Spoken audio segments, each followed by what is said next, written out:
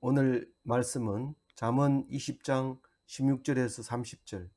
타인을 위하여 보정선 자의 옷을 취하라.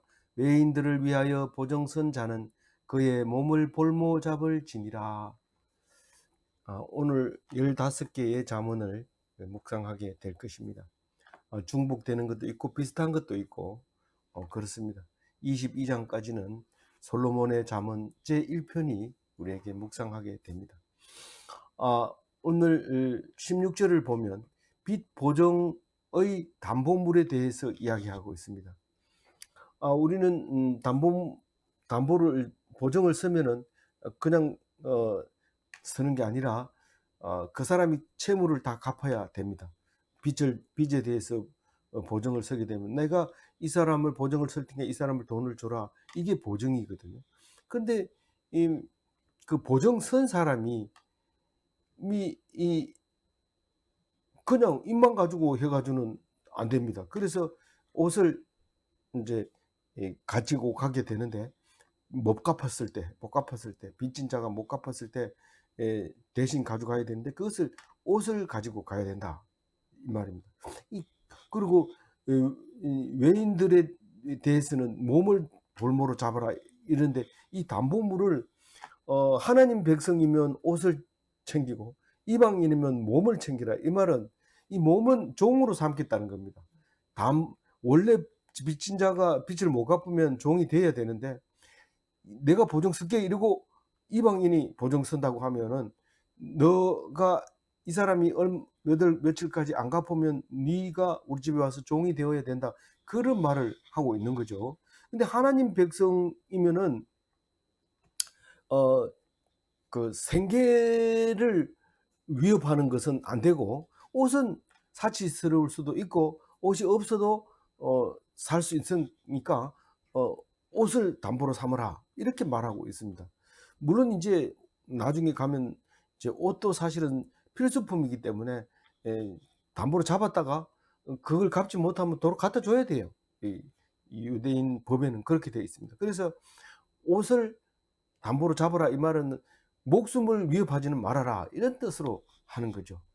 그래서 우리는 빚 보정을 쓸 때 구별되게 선냐, 그거를 말하고 있는데, 똑같은 빚이라도 형제에게 빚진 거하고 타인에게 빚진 거하고 구별하라는 거죠.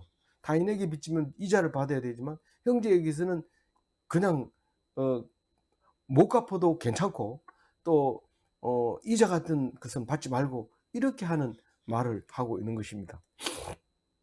그래서 유대인들이 이 페니키아 상인들에게 이야기가 나오는 거 보면은 그 주로 유대인들이 많죠. 이 법이 그런데 안 가지고 오면은 심장을 도려내겠다, 이렇게 했을 때 그 재판을 할 때 피는 한 방울도 흘리지 말고 심장을 도려내라, 이래가지고 재판에서 이야기가 있는 이야기, 베니스의 상인, 여기 보면 이제 그런 게 많이 나오죠.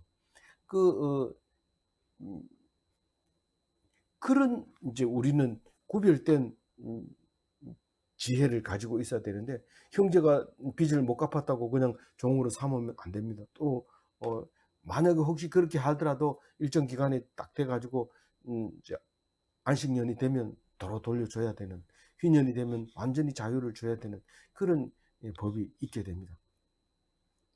그런데 우리가 그 성도들 간에 이렇게 이자를 받는다든가 담보물을 아주 생계를 위협하도록 받는다든가 그렇게 하지 말고, 이 불신자들에 대해서만큼은 확실하고 분명하게 가혹하게 신용을 요구해라, 그 말입니다. 믿지 않는 사람은 신용이 그만큼 떨어지는 거죠. 그렇다고 해서 보장되는 건 아니지만 우리는 형제니까, 믿음의 형제이기 때문에 그렇게 해야 된다, 그런 얘기를 하고 있습니다. 오늘 이것을 묵상을 한 사람은 이자가 다릅니다. 교인들한테는 이자를 작게 받고 믿지 않는 사람들은 이자를 많이 받느냐, 그거는 우리 마음대로죠. 빌려준 사람 마음대로고, 빌려간 사람이 안 받겠다 하면 상관없지만 그렇게 해도 가겠다 하면 빌려주는 거죠. 그래서 그것을 이제 구별할 수 있는 지혜, 이게 있어야 된다, 그 말을 하고 있습니다. 그래서 믿음의 형제를 말하는 거죠. 16절 읽어봅니다. 타인을 위하여 보정선사의 옷을 취하라. 외인들을 외인들을 위하여 위하여 보증선자는 보증선자는 그의 몸을 몸을 볼모 몰모잡을 잡을 지니라. 이게 외워야 되기 때문에 더듬거렸기 때문에 제가 혼자 따로 이제 천천히 한번 읽어볼게요. 타인을 위하여 보증선자의 옷을 취하라. 외인들을 위하여 보증선자는 그의 몸을 볼모잡을 지니라. 17절 읽어봅니다. 속이고 속이고 취한 취한 음식물은 음식물은 사람에게 사람에게 맛이 맛이 좋은 좋은 듯 듯 하나 하나 후에는 후에는 그의 그의 입에 입에 모래가 모래가 가득하게 가득하게 되리라. 되리라. 이 무섭죠. 이 입속에 모래가 들어간다는 건 사람이 죽었다는 겁니다. 죽었는데 그것도 그냥 집에서 숨이 꼴까닥 넘어간 게 아니고, 그러니까 수명이 다 돼서 넘어간 게 아니고 이 사막에 넘어져 가지고 죽었는데, 이 바람이 불어서 입을 벌리고 죽었는데 모래가 들어가는 그런 모습을 우리가 상상할 수 있게 되는데, 또 다르게 생각할 수 있죠. 그 먹는 게 아니고 그냥 밥알이 입에 착착 달라붙는 게 아니고 모래 씹는 것 같아요. 우리가 고민에 많이 빠져 있다든가 많이 아플 때는 밥 먹는 게 모래 씹는 것 같다, 이렇게 말하죠. 그래서 그 고난의 음식이죠.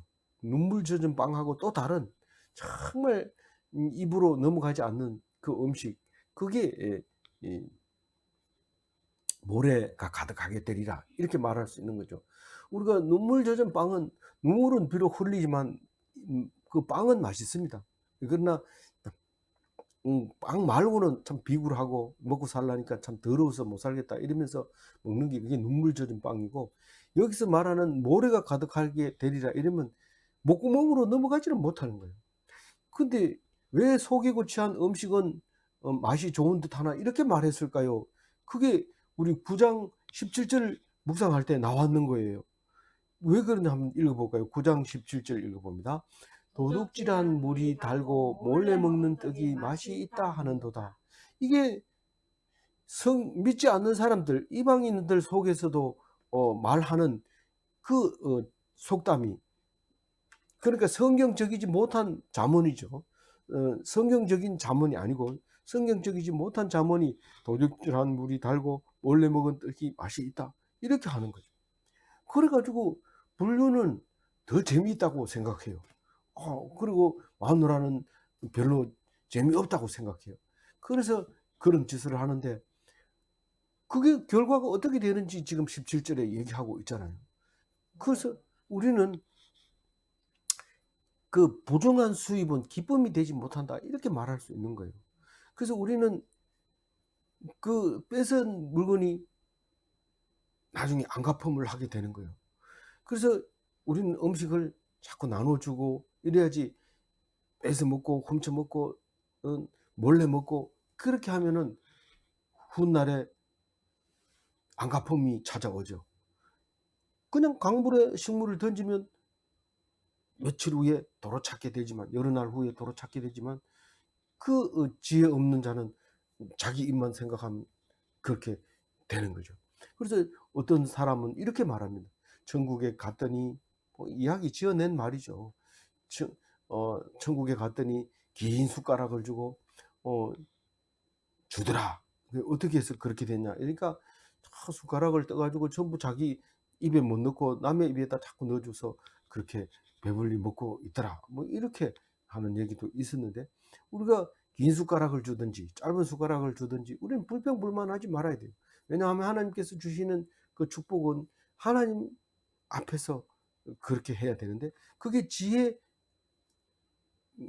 그게 지혜죠. 그래서 우리가 지혜 없이 그냥 무턱대고 먹으면 좋다, 많이 좀 좋다, 호사다마다, 죄송합니다, 호사다마 아니고 다다익선이다, 뭐 이렇게 해서 많이 주면 무조건 좋다, 이렇게 얘기를 하면 먹고 나서는 걸리죠. 제가 다다익선이라는 말을 잘못하다가 혼쭐이 났는데 엄청 손해를 본 적이 있어요. 그래서 무조건 좋다고 예스 예스 이러다가는 제 입에 들어가지도 못하고 다 토해내는데, 무섭습니다. 그래서 절대로 지혜를 사용해야 되지, 무조건 주면 좋다고 수당 주면 좋다 그러고 누가 공짜로 어 음 뭐 봉사 시간이라든가 뭐 실적이라든가 이런 거 공짜로 좋다고 받았다가 딱 걸리면요, 싹 토해내는데 엄청나게 모래 이을 가득하게 양치질을 해도 모래가 안 나옵니다. 그게 구석구석에 끼어 갖고. 17절 우리 천천히 한번 읽어볼게요. 속이고 취한 음식물은 사람에게 맛이 좋은 듯하나 후에는 그의 입에 모래가 가득하게 되리라. 18절 경영은 의논함으로 성취하나니 지략을 베풀고 전쟁할지니라. 경영이라는 것은 다른 번역에는 계획 이렇게 얘기합니다. 이 계획을 그냥 혼자서 계획을 이렇게 한다고 해서 그게 이루어지지 않습니다. 서로 이렇게 하고 요건 네가 하고 요건 내가 하고 또 이렇게 해야 우리가 목표가 달성되지 않겠느냐 이렇게 확실하게 의논해서 딱 정해야지 혼자서 막 이렇게 저렇게 학교 경영이나 회사 경영이나 마찬가지입니다. 의논해야 되는데 이런만 이렇게 해놓고 했을 때 그게 그런 문제가 생깁니다. 근데 지략을 베풀고 전쟁할지니라 이 말은 뭔 말입니까? 전쟁을 하는데 무턱대고 자기 이 의욕과 결심만 가지고 싸워가지고는 안 된다는 것이죠. 지략가를 세워놓고 이 사람들이 어떻게 공격해 올 거다. 이 사람 숫자가 얼마나 많을 거다. 그럼 일당 100을 해야 되는데 그런 사람만 모아야 된다든가 뭐 이런 지략이 있어야 되지. 다짜고짜로 들이받아가지고 그냥 우리는 이긴다. 아싸! 이래가지고 그거 가지고는 안 된다는 거예요. 그 전쟁은 그렇게 하면 진다는 거죠. 그래서 혼자 짐작을 한다든가 이런 결심을 한다든가 이거 가지고는 안 되고 항상 지략을 빌려야 되는데 어떻게 누구에게 빌릴 데가 없으면 누구에게 빌려야 돼요? 하나님께 빌려야 돼요. 하나님은 말씀도 안 하는 하나님은 어떻게 빌려 누가 말씀 안 한다 하더나 하나님이 말씀 안 하는 하나님이라 하더나 그러면서 야단치는데 말씀으로 탁 성경으로 말씀을 하죠. 그래서 이렇게 하는 거야 저렇게 하는 거야 그렇게 해주죠. 누가 그렇게 해준다고요? 하나님. 누가 도와주신다고요? 하나님.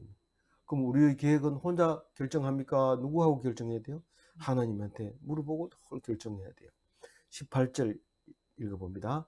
경영은 의논함으로 성취하나니 지략을 베풀고 전쟁할지니라. 19절 두루 다니며 환담하는 자는 남의 비밀을 누설하나니 입술을 벌리는 자를 사귀지 말지니라. 입술을 벌린 자를 사귀지 말지니라. 이게 사귀지 말라는 것은 상관하지 마라. 상대하지 마라. 인간 취급하지 마라. 이렇게 말하는 겁니다. 뭐 우리가 만나는 사람들 중에는 이 모임 저 모임 여기저기 이렇게 돌아다니면서 말을 하는 사람이 있습니다. 그래서 그 사람 때문에 뉴스도 전달되고 참 좋죠. 그럴 경우도 있지만은 그게 한담을 하게 돼요. 그러니까 험담을 하게 돼요. 다니면서 험담을 안 하고 다니면 괜찮지만 다니다 보면 자꾸 험담하게 돼요. 그러면 비밀이 누설되니까 비밀을 갖지 말든지 아니면 그 사람하고 사귀지 마라 이런 말을 하게 되죠. 그래서 그렇다고 해가지고 우리가 판단하고 이러지 말고 당해놓고 나면 19절이 생각이 나야 돼요. 이걸 가지고 사람을 판단하지 말고 판단하라는 게 아닙니다. 이 어떤 문제가 딱 생기면 19절을 딱 끄집어내와서 딱 얘기해야 돼요. 어떻게 해요? 19절 다시 읽어봅니다. 두루 다니며 한담하는 자는 남의 비밀을 누설하나니 입술을 벌린 자를 사귀지 말지니라. 20절 읽어봅니다. 자기의 아비나 어미를 저주하는 자는 그의 등불이 흑암 중에 꺼짐을 당하리라. 예, 이거는 뭐 어려운 점이 없습니다. 그러나 조금은 좀 이해가 안 가는 말이 있죠. 아버지 어머니나 저주하는 자를 보지도 않았고 나도 그런 적이 없지만 그의 등불이 흑암 중에 꺼짐을 당하리라 이러면 앞이 깜깜하다는 거죠. 앞에 전망이 없다는 거죠. 그러니까 이건 잠언 20장 20절을 말하는 거고 비슷한 게 어디 있어요? 출애굽기부터 얘기를 합니다. 20장 12절을 한번 읽어볼까요? 내 부모를 공경하라. 그리하면 내 하나님 여호와가 내게 준 땅에서 내 생명이 길리라. 이 출애굽은 우리 성경의 시작이라고 봐도 돼요. 출애굽 전에는 우리 역사로 보면 되지만 출애굽은 기독교가 이스라엘 백성이 탄생하는 이야기를 적고 있기 때문에 이 말을 놓쳐버리면 안 되는 거죠. 그래서 계속해서 부모를 공경하라는 이야기가 나오고 장수가 거기에서 나온다. 그렇게 얘기를 하게 됩니다. 이 단명이라고 하는 허감 중에 꺼짐이를 당하리라 할 때 이 불효자는 수명이 단축된다. 그렇게 말할 때 불신자를 심판한다. 그렇게 말할 수 있는 겁니다. 뭐 실제로 그렇습니까? 우리는 그건 알 수 없습니다. 어떤 데는 더 악한 사람이 오래 살 수도 있어요. 그러나 우리는 성경적으로 볼 때는 무조건 불효자는 단명한다. 그걸 철떡같이 믿고 있는 거죠.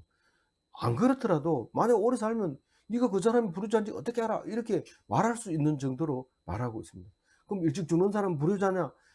뭐 꼭 그렇게는 얘기할 수 없지만 성경은 그렇게 말한다. 그렇게 말을 해야 돼요. 네 죽은 사람 앞에서 그렇게 얘기할 수 있냐? 이렇게 얘기할 때 입 다물고 있어야 되죠. 그렇다고 해서 막 대들고 이러면 또 죽게 돼요. 그러니까 말은 안 하지만 속으로 믿음으로는 꼭 이렇게 말해야 됩니다. 그러면 나는 오래 살고 싶은데 부모가 없어요. 그럼 어떻게 해야 돼요? 어떻게 해야 돼요?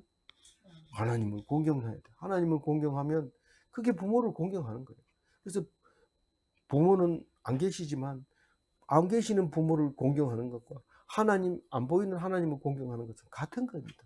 그래서 동급으로 우리는 이야기를 했어요. 그래서 우리가 부모가 안 계셔도 20절은 꼭 알아야 되고, 그리고 자녀가 혹시 저주를 하더라도 기도하면서 너 그러면 단명한다. 그럼 꼭 말을 해주고 그리고 나야 되지.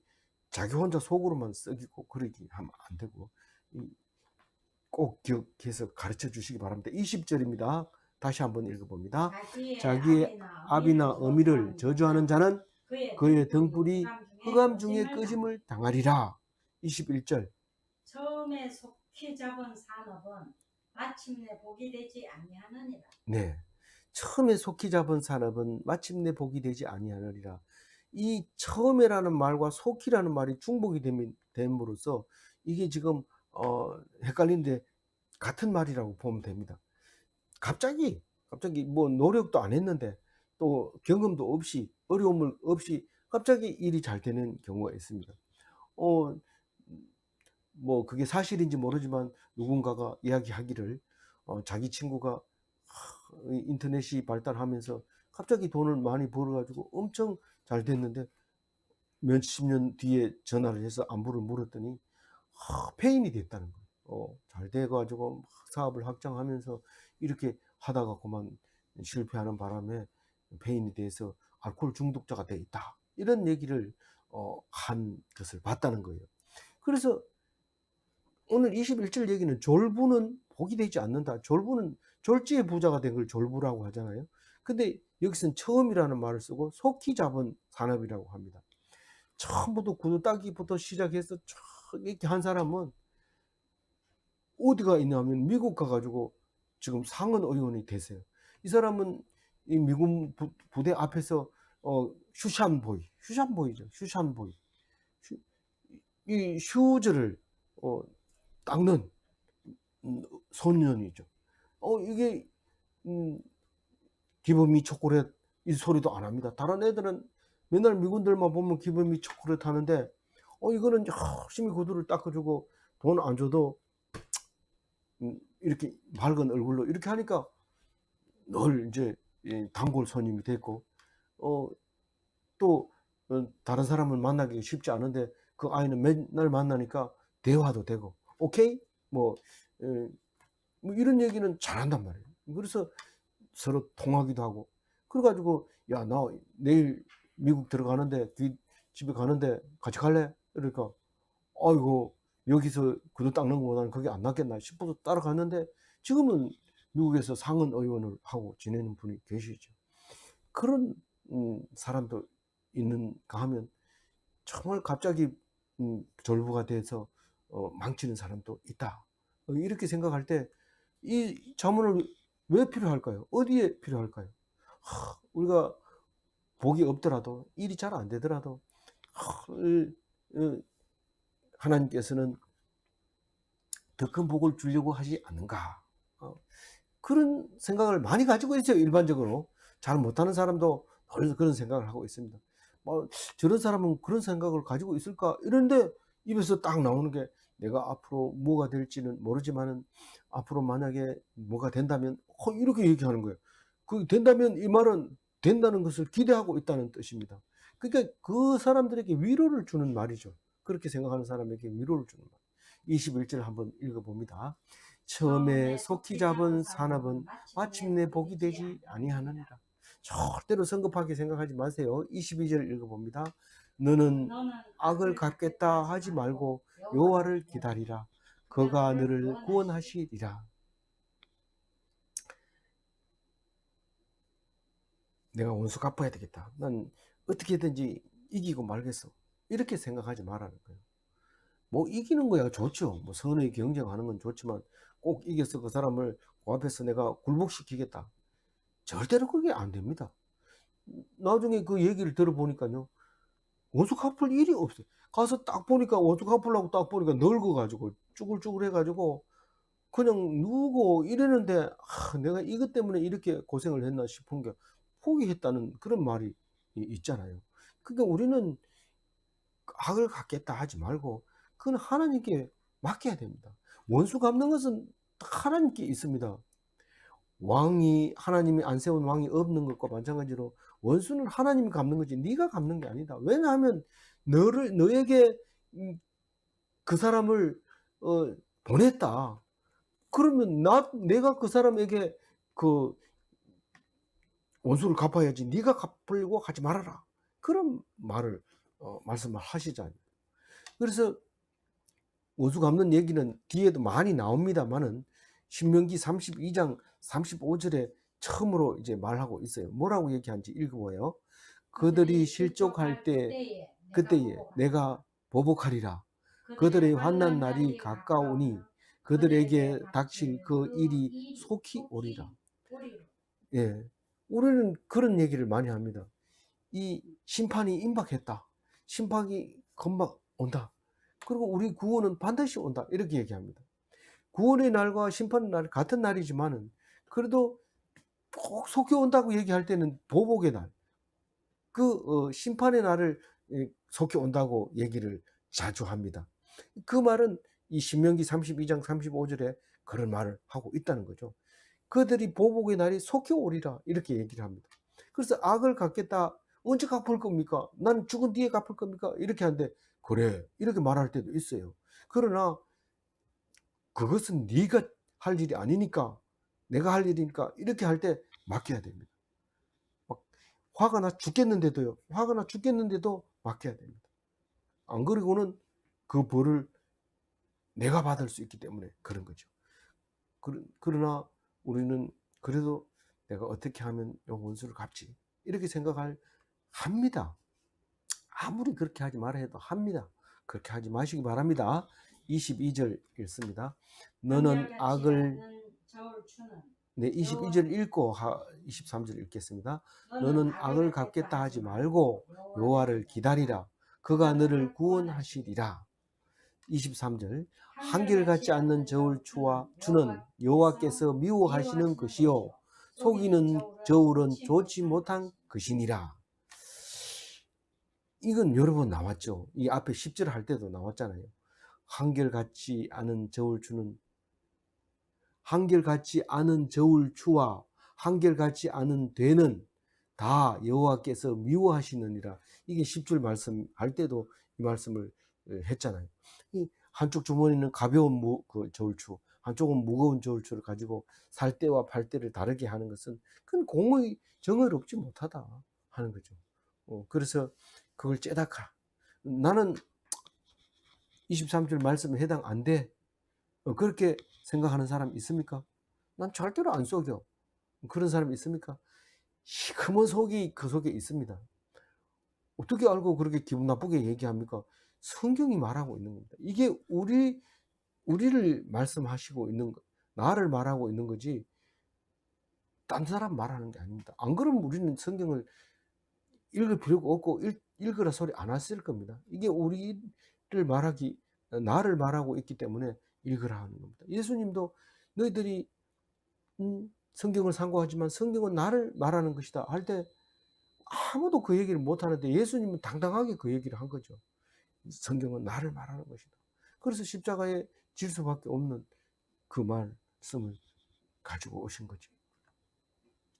다 나는 회개해야 된다. 그 말입니다. 23절 다시 읽어봅니다. 한결같지 않는 저울추는 여호와께서 미워하시는 것이요 속이는 저울은 좋지 못한 것이니라. 사람의 걸음은 여호와로 말미암나니 사람이 어찌 자기의 길을 알 수 있으랴. 왜 자기의 길을 모릅니까? 내가 여기로 해서 저기로 해서 절로 갈 건데 항상 교회 갈 때는 요 코스로 이렇게 갔는데 가가 막히면은 저쪽으로 딴 데로 돌아가야 돼요. 우리가 늘 가던 길을 오늘 아침에는 길이 막혀가지고 조야동으로 가가지고 유턴해서 이렇게 갔는데 그게 바로 사람이 어찌 자기 길을 알 수 있으랴 이 말입니다.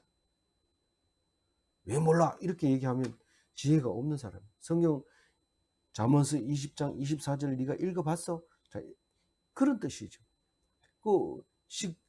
그 어제 했는 그 19장 21절 한번 읽어볼까요?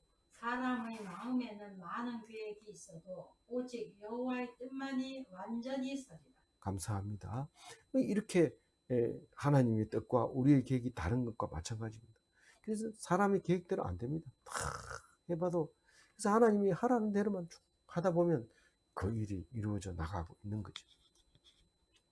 24절 읽고 다시 읽습니다. 사람의 걸음은 여호와로 말미암나니 사람이 어찌 자기의 길을 알 수 있으랴. 25절 함부로 이 물건은 거룩하다 하여 서원하고 그 후에 살피면 그것이 그 사람에게 덫이 되느니라. 이 말은 현실에는 잘 안 맞는 것 같이 보입니다. 그러나 우리는 이 말을 무슨 말일까 하고 깊이 생각하고 배경을 생각해내면 이건 우리에게 충분히 적용할 수 있는 겁니다. 우리는 한때는 부흥회를 많이 했습니다. 우리 지금 부흥회라는 단어 자체를 잃어버릴 정도로 부흥회가 없습니다. 부흥 사경회 이래가지고 가보면 성경 말씀 배우잖아요. 성경 말씀 배우고 그리고 헌금하고 이 부흥회는 꼭 헌금이 필요합니다. 헌금 없는 부흥회는 없습니다. 부흥회 이러면 반드시 헌금을 해야 되는데 그것은 바로 서원하는 것을 말하는 거죠. 빈손으로 하나님께 가지 말아야 되죠. 원래는 하나님 앞에 가는데 빈손으로 가면 안 되죠. 그거는 맞지만은 그렇다고 해서 헌금을 자꾸 강조하면 안 온단 말이에요. 그러니까 헌금을 강조를 안 하는 거죠. 그러니까 그냥 와가지고 그냥 듣고 가면서 괜찮다 이렇게 생각하는데 사실 성경적으로 보면 안 된다고 했어요. 그런데 부흥에 맨날 헌금하면은 부흥에 사람 안 오기 때문에 마지막에 탁 가가지고 부흥에 헌금을 한번 거둘 때 돈 안 가준 사람 서원합니다. 내가 받은 은혜가 있다면 하나님 앞에 서원한 만큼 받은 만큼 서원하십시오. 그러면 종이에다가 서원을 씁니다. 내가 200만 원 헌금하겠습니다. 개 타면 이렇게 쓰는 사람도 있고 또 어떤 사람은 언제까지 이렇게 쓰는 사람이 있고 또 그냥 무턱대고 내가 이만큼은 내겠습니다. 이렇게 쓴 사람이 있는데 지금은 그런 일이 거의 없습니다만 옛날에 아가씨가 은혜를 너무 받고 눈물을 흘리고 썼는 게 있는데 그게 부흥이 끝나니까 목사님도 시들해지고 뭐 다 조용하고 이러니까 그만 그 일을 갚으려니까 일자리도 떨어지고 이래서 갚지 못할 일이 생겼습니다. 그래서 그 일로 말미암아 깊은 상처를 받고 어려움을 겪는 그런 경우가 있었는데 바로 그 얘기를 25절에 하고 있는 겁니다. 이 물건은 거룩하다가 아니라 오늘 주신 말씀은 너무 은혜가 되기 때문에 내가 하나님 앞에 온전히 드리겠습니다. 이렇게 서원한 그것인데 사실 알고 봤더니 함부로 서원했다는 것입니다. 그거 함부로입니까? 그때 목사님이 그렇게 은혜를 주셔서 그때는 진정하게 생각했는데요. 그래도 서운하지 마라. 있는 돈이 있으면 드리고 없으면 할 수 있는 것까지만 해야 되지 네가 과하게 하지 마라. 그런 말을 하고 있는 겁니다. 그래서 무턱대고라는 말을 다른 데서는 번역했습니다. 그렇지만 이건 함부로라고 번역했지만 어쨌든 무턱대고는 안 했다고 핑계는 될지 모르지만 절대로 맹세하지 말라고 얘기를 합니다. 맹세하는 것은 하나님을 높이는 것이 아니라 하나님을 욕되게 하는 거예요. 그 봐라, 그 처녀가 가서 맹세를 했더니 그걸 못 해가지고 저렇게 됐지 않느냐 이러면서 우울증 걸린 게 그것 때문에 그렇다 이러고 막 이렇게 했을 때 하나님이 욕되게 되는, 이러면 그 레위기에 그런 말이 나와요. 레위기면 그 출애굽할 때 쓴 성경 아닙니까? 레위기 19장 12절 한번 읽어봅니다.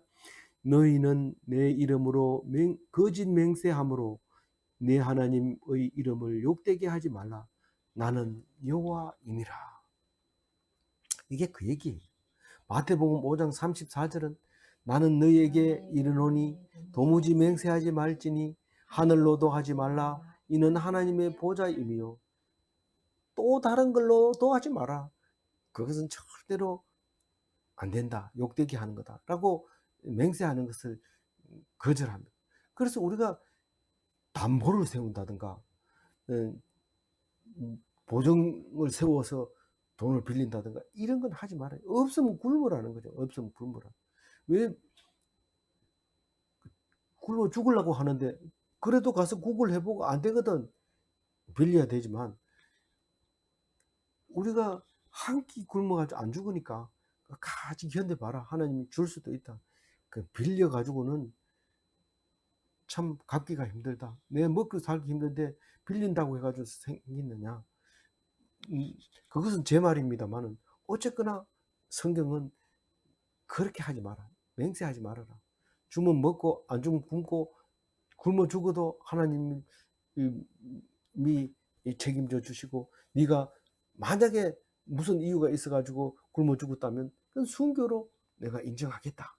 그렇게 말할 수 있는 거죠. 우리 25절 엄숙한 마음으로 한번 읽어봅니다.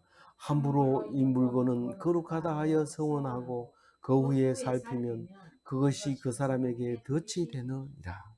26절 살피면 후회하면 살피면 이 말은 나중에 할 수 없는 것을 그렇죠. 후회하면 이런 말을 보면 되죠.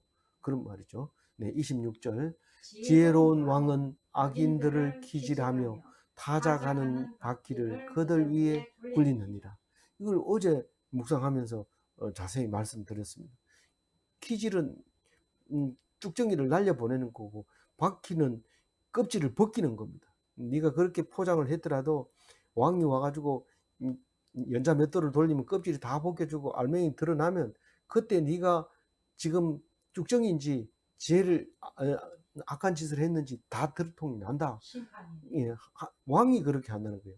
만약에 네한테 지금 왕이 없다면 하나님이 왕이기 때문에 더 정확하게 세상 왕보다 더 확실하게 죄가 드러난다. 그 얘기를 말하고 있는 것이죠. 그게 언제 했냐면 8절 묵상할 때 했죠. 8절 묵상할 때 이런 말을 했습니다. 심판 자리에 앉은 왕은 그의 눈으로 모든 악을 흩어지게 하느니라. 악을 흩어지게 한다는 것은 이게 껍질을 벗기면 붙어있던 것이 다 떨어져 가지고 흩어져 날아갑니다. 키질하면 온데 날아다니는 것처럼 이렇게 흩어버리겠다. 그런 가볍게 날려버리겠다는 먼지처럼 흩어버리겠다. 그런 말이죠. 그게 악인을 심판하는 왕인데 그게 하나님의 대리 통치자이기 때문에 그런 거죠. 우리는 예수님과 함께 늘 함께하기 때문에 죄를 짓지도 않을 뿐만 아니라 짓는다 하면 바로 심판에 들어간다는 사실을 알아야 되죠. 26절 읽고 27절 읽습니다. 지혜로운 왕은 악인들을 기질하며 타작하는 바퀴를 그들 위에 굴리느니라. 27절 사람의 영혼은 여호와의 등불이라 사람의 깊은 속을 살피느니라. 이 사람의 영혼을 밝히는 것은 사람의 영혼은 여호와의 등불이라 이렇게 얘기했는데 사실은 사람의 영혼을 밝히는 것이 하나님의 지혜를 말하고 있는 거죠. 사람의 영혼을 밝게 해주는 것이 하나님의 말씀인데 여기서는 지금 2인칭으로 하나님이 우리 속을 살피는 걸로 말씀을 하고 있습니다. 그래서 혼이 들여다본다 이 말을 27절에 하고 있는데 저는 그것을 그렇게 생각을 했어요. 하나님께서 우리를 환하게 밝혀준다. 왜냐하면 꾸리하잖아요. 속에 숨겨놓고 속이고 막 이런 것을 하나님이 깊이 밝혀주니까 그게 지혜가 돼서 우리 늘 밝은 영혼을 갖고 있게 되잖아요. 그게 그냥 안 보인다고 생각하면 어두운 영혼을 갖고 있는 거죠. 사실은 내 마음도 나도 모릅니다. 사실은 내 마음을 남이 알까 이렇게 하지만 하나님이 보고 계신다. 그리고 내 마음속에 하나님이 계시기 때문에 내가 훤히 밝아진다. 그렇게 읽어야 되지 않겠나 이렇게 생각합니다. 27절 사람의 영혼은 여호와의 등불이라 사람의 깊은 속을 살피느니라. 왕은 인자와 진리로 스스로 보호하고 그의 왕위도 인자함으로 말미암아 견고하니라. 이 왕이 왕위를 딱 지키는 게 어떻게 저게 왕위를 지킬 수 있는가? 사실은 어린 왕을 세워놨는데도 저게 왕으로 앉아 있기도 하고 약간 모자랄 것 같은데도 이 기관장을 하고 있는 걸 보면 어떤 걸까? 그렇게 생각되지는데 그게 인자와 진리로 그 자리에 앉아 있는 겁니다. 아닌 것 같은데도. 근데 이게 인자와 진리가 없으면 어떻게 될까요? 그 자리를 지키고 있는 것 같이 보여도 한순간에 무너집니다. 우리가 시장이 되려면 얼마나 되기가 힘듭니까? 그런데도 하루아침에 무너질 수 있는 거예요. 인자와 진리가 없으니까 그런 거죠. 그러니까 견고하게 설리면 인자와 진리가 있어야 된다. 헤세드와 진리가 있어야 된다. 그게 보호자를 지켜주는 추춧돌이 된다. 그 말을 하고 있습니다. 다른 거 아무리 머리 좋아도 소용없습니다. 어떻게 머리가 좋다고 해서 미끼를 안 뭡니까? 아무리 머리 좋아도 미끼를 몹니다. 그런데 하나님께서 주시는 지혜, 진리, 헤세드가 있으면 갖다 줘도 안 먹습니다. 절대로 물질 않습니다. 딱 무는 순간 딱 걸리면 횟집으로 가야 되죠. 28절 읽어봅니다. 왕은 인자와 진리로 스스로 보호하고 그의 왕위도 인자함으로 말미암아 견고하니라. 젊은 자의 영화는 그의 힘이요 늙은 자의 아름다운 백발이니라. 우리가 젊은 사람들이 이렇게 얘기 들어보면 아유 나도 정년퇴직 언제 해가지고 마음대로 해외여행 다니고 이 옵션 끝나면 내가 하고 싶은 거 마음대로 할 수 있다. 내가 뭘 하려 해도 안 도와줘. 족쇄에 걸려가지고 못한다. 그렇게 생각하고 난 지금 몇 년 남았는데 이제 그때까지 일하려니 너무 힘들어요. 이 시간이 왜 그리 빨리 안 간지 모르겠어요. 이렇게 얘기할 때 그렇게 얘기하면 안 된다는 얘기예요.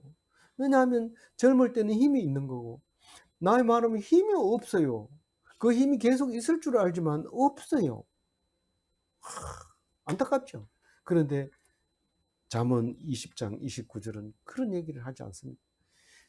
젊으나 늙으나 하나님이 주는 것은 다 하나님 앞에 영화롭고 영광이 되는 것이다. 그렇게 얘기할 때 얼마나 어려스러운지 몰라요. 누가요? 정년퇴직한 사람이, 늙은 사람이, 힘도 없는 게 뭐가 그렇게 영광스러운데? 백발이 면류관이라고 했지 않느냐. 허연 머리가 영광이라고 생각한다는. 사실 그래요. 퇴직할 때 얼마나 감사했는지 몰라요. 내가 비록 험은 없는 건 아니지만 그럼에도 불구하고 정년퇴직을 한다는 것은 참 영광이다. 많은 자녀들 앞에서 또 많은 성도들 앞에서 감사하고 기뻐했던 것을 기억합니다. 아직도 1년이 되지 않고 그 뜨거운 마음이 남아있지만 여전히 나는 정년을 나이 많은 늙은 것을 기뻐하고 감사하며 영광을 돌리는 것입니다. 아무쪼록 내가 가진 것이 무엇이냐가 하나님께 영광이 되는 것이지 나이 많은 사람은 젊은 사람 보고 너는 젊어서 좋겠다. 젊은 사람은 나이 많은 사람은 늙으면 좋겠다.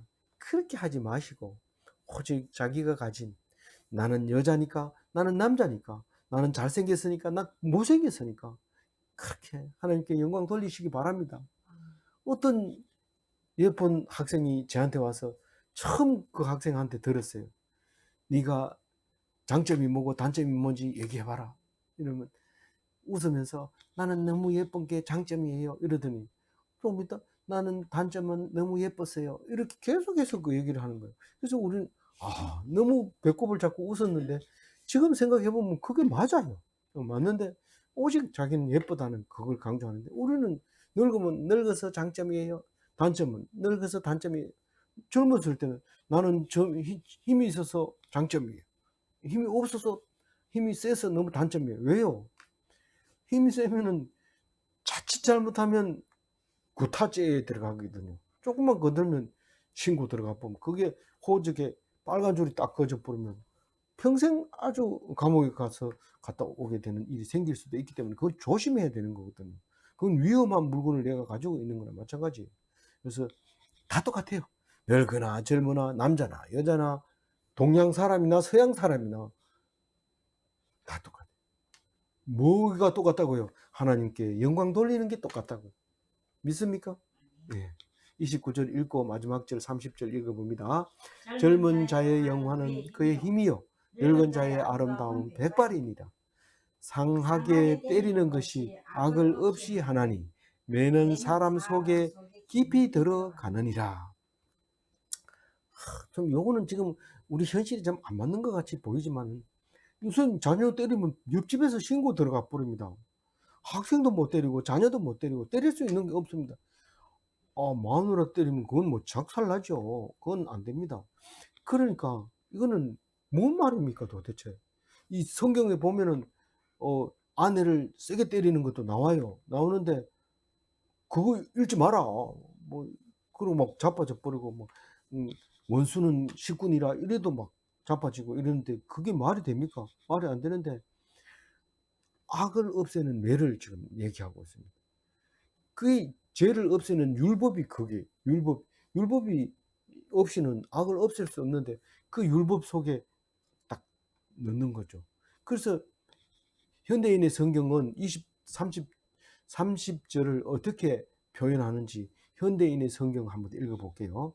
상처가 나도록 때리고 음하게 벌하면 마음속 깊은 곳에 있는 악도 몰아낸다. 이렇게 몰아내게 된다. 이렇게 번역을 했는데 그렇게 번역을 해도 우리 속에는 늘 이 30절은 그렇게 적용할 만큼 강하게 오지는 않습니다. 세월이 달라서 그런데 여기서 주장하고 싶은 것은 율법을 꼭 지키도록 해라. 어쨌든 간에. 그래서 회개하면 구원을 얻는다. 그 얘기를 지금 하고 싶다 하는 것 같이 보이기 때문에 꼭 외워야 되는 건 아니지만 30절이 잠언서 20장 30절은 그런 것도 있다 하는 것을 알아두시면 좋겠습니다. 29절을 가지고 마무리를 하게 되면요. 이 불신자는 받은 것이 늘 적다고 생각하고 있습니다. 남은 10달란트 받았는데 왜 나는 한 달란트 줍니까? 근데 한 달란트가 적은 게 아니에요. 그걸 돈으로 따지면은 1억이 넘어요. 1억이 넘는데 그 돈이 적습니까? 안 받은 사람도 있는데.